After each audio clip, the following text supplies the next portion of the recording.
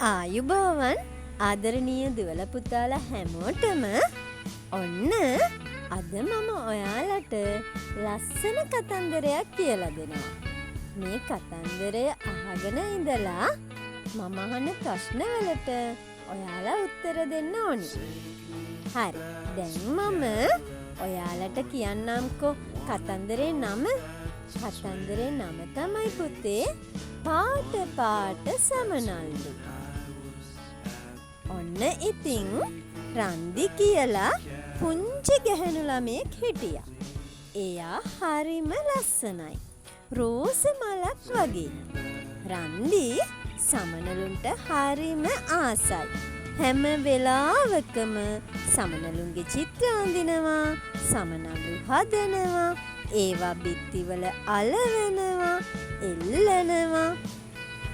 රන්දි දවසක් අම්මට මෙහෙම කිව්වා. අම්මේ අපේ වත්තට සමනල්ලු වෙන්නේ නැහනේ. කොහොමද අම්මේ හැමදාම සමනල්ලු ගෙන්ව ගන්නේ? දුවේ අපි අපේ වත්තේ ලස්සන මල් වවමු.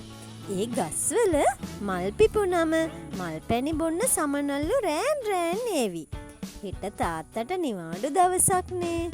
අපි හෙට මල් පැල ටිකක් හෙටවමු. පහුවදා අම්මයි තාත්තයි රන්දි එකතු වෙලා රෝස, අටපෙතියා, දාස්පෙතියා, පිච්ච මල් පැල හිටෙව්වා. හැමදාම මල් පැලවලට සාත්තු කළා. ඒ හින්දා මල් ගස් සරුවට හැදුනා. ගස්වල මල් පිපෙනකන් රන්දිට ඉවසුමක් නෑ. දවසක්දා රන්දි උදේ පාන්දර නැගිටලා වත්තට ගියා. රෝස පඳුරක පුංචි පුංචි රෝස පොහොට්ටු තියෙනවා දැක්කා. රන්දි අම්මට කතා කළා. අම්මා දුවගෙන ආවා. අර බලන්න අම්මේ කහ රෝස පඳුරේ මල් පොහොට්ටු ගොඩයි. රන්දි උඩ පැන පැන අත්පුඩි ගැහුවා. මල් පිපෙන්න ගොඩක් කල් යාවිද අම්මේ? රන්දි අම්මගෙන් ඇහැව්වා. දුවේ ඔයාට බලාගන්න පුළුවන් වේවි මලක් පිපෙන්න කොච්චර කල් යාවිද කියලා. රන්දි හැමදාම උදේම නැගිටලා මල් බලනවා. මල් පොහොට්ටු දවසින් දවස hina වෙනවා වගේ රන්දිට දැනුණා. අනික් ගස්වලත් මල් පිපෙන්න ළඟයි. රන්දිට හරිම සතුටුයි. දවසක් රන්දි රෝස පඳුර ළඟට ගියා. රෝස මල් සේරම පිපිලා සුවඳත් හමනවා. ඒ රෝස මල් උඩ තව මල් වගේ දෙයක් රන්දි දැක්කා. රන්දි ටිකක් ලං වෙලා බැලුවා. එතකොටම ඒ මල උඩට ගියා. රන්දි හොඳට බැලුවා. බලනකොට ඉගිලුනේ මල් පැණි බිබී හිටපු සමනල්ලු.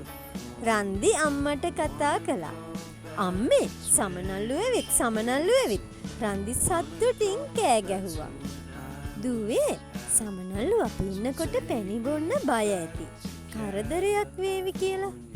අපි ඈතට වෙලා බලාගෙන ඉඳිමු. අනිත් ගස්වලත් මල් පිපෙන්න ළඟයි. මුළු වත්තම මල් සුවඳයි.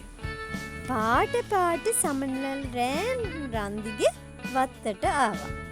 රන්දි සමනලයින්ට ආදරේ බව සමනලයින්ට තේරුණා. රන්දි මල් වත්තේ ඉන්න වෙලාවටත් සමනල්ලු බය නැතුව ඇවිත් මල් පැණි බිව්වා. රන්දි වටේ සමනල්ලු පියාඹලා රන්දිට ස්තුතියි කියලා යන්නත් අමතක කළේ නෑ. රන්දි සතුටින් ඉන්නවා දැකලා අම්මා තාත්තත් සතුටු වුණා. අපේ දුවට දැන් පාළු නැහැ. සමනල යාළුවෝ ගොඩක් ඉන්නවා. තාත්තා කිව්වා.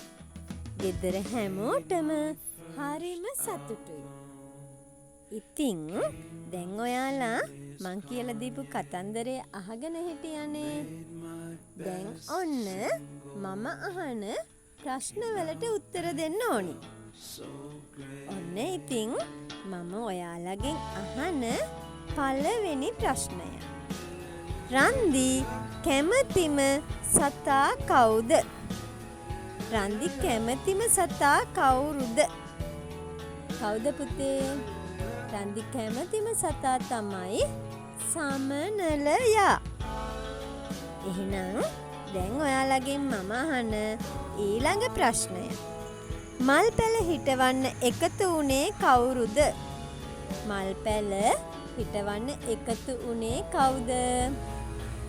රන්දිගේ අම්මා, රන්දිගේ තාත්තා, රන්දිත් එක්ක එකතු වෙලා තමයි මල් පැල හිටෙව්වේ. හරි. එහෙනම් ඔන්න මම ඔයාලගෙන් අහන ඊළඟ ප්‍රශ්නය. රන්දිගේ වත්තේ හිටවපු මල් වර්ග මොනවාද? රන්දිගේ වත්තේ හිටවපු මල් වර්ග මොනවාද? මොනවාද පුතේ? රෝස, අටපෙතියා, දාස්පෙතියා, පිච්ච මල්. ඔන්න ඔය මල් පැල ටික තමයි රන්දිගේ මල් වත්තේ හිටෙව්වේ. ඔන්න ඊළඟ ප්‍රශ්නය. රන්දි මල් යයි රැවටුනේ කවුරුන්ටද? කාටද පුතේ රන්දි මල් කියලා රැවටුනේ? එයා රැවටුනේ සමනල්ලුන්ට නේද? සමනලුන්ට. ඔන්න මම ඔයාලගෙන් අහන ඊළඟ ප්‍රශ්නය. මුළු වත්තම සුවඳ වුණේ කොහොමද? කොහොමද රන්දිගේ මල් වත්ත සුවඳ වුණේ? මල් වත්ත සුවඳ වුණේ ඉතින් මල් වලින් නේද? රන්දිගේ මුළු වත්තෙම මල් පිපිලා ඒ මල් සුවඳින් තමයි රන්දිගේ වත්තම සුවඳ වුණේ. ඔයාලා ගොඩක් හොඳයි. මම කියලා දීපු කතන්දරය ගොඩක් හොඳට අහගෙන ඉඳලා මං අහපු හැම ප්‍රශ්නයකටම හරියටම උත්තරේ දුන්නා. දැන් ඉතින් මම මෙන්න මේ ප්‍රකාශ ටික ඉදිරිපත් කරනවා. ඔයාලා කියන්න ඕනි කවුද මේ ප්‍රකාශය කළේ කියලා. කතන්දරේ හොඳට අහගෙන හිටියානම් චූටි බබාලට මේක හරියම ලේසියි. පළවෙනි ප්‍රකාශය. අම්මේ අපේ වත්තට සමනල්ලු එන්නේ නැහැනේ. කවුද මෙහෙම කිව්වේ? මෙන්න මෙහෙම කිව්වේ රන්දි. ඊළඟ ප්‍රකාශය. දුවේ අපි අපේ වත්තේ ලස්සන මල් වවමු. කවුද මෙහෙම කිව්වේ? දුවේ අපි අපේ වත්තේ ලස්සන මල් වවමු කියලා කිව්වේ රන්දිගේ අම්මා. ඊළඟ ප්‍රකාශය. අර බලන්න කහ රෝස පඳුරේ මල් පොහොට්ටු ගොඩයි. කවුද මෙහෙම කිව්වේ? සතුටින් උඩ පැන පැන කිව්වේ කවුද? අර බලන්න මේ කහ රෝස පඳුරේ මල් පොහොට්ටු ගොඩයි කියලා කිව්වේ රන්දි තමයි නේද? හොඳයි ඔයාලා. ඊළඟට බලමු අපි මේකටත් උත්තරය දෙන්න. දුවේ සමනල්ලු අපි ඉන්නකොට පැණි බොන්න බය ඇති. කවුද මෙහෙම කිව්වේ?